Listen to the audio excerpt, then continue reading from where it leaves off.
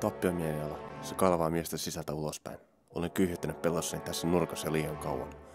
Pakkanen hiipii pikkuhiljaa selkäytimeen. On ollut hiljasta turhankin kauan. Oliko se ansa vai tilaisuus? En tulisi ikinä tietämään, jos jäisin tänne rotakolla odottamaan heidän saapumistaan.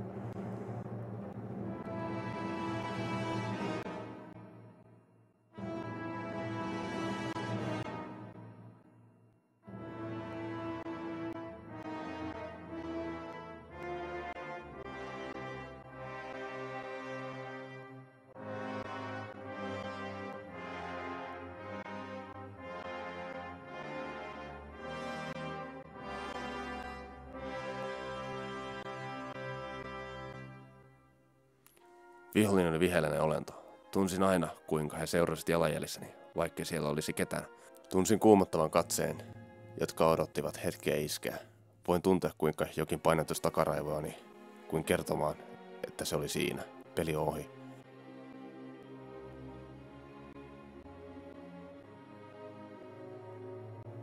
Mutta eihän meillä päin ollut tapana luovuttaa.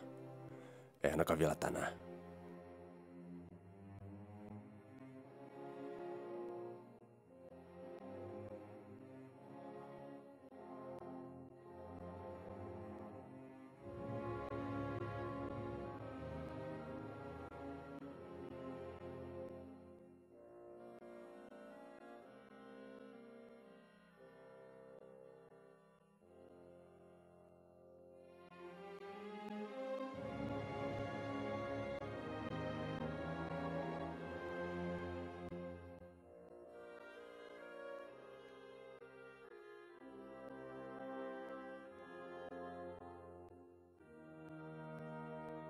On aika valmistautua viimeiseen hyökkäykseen.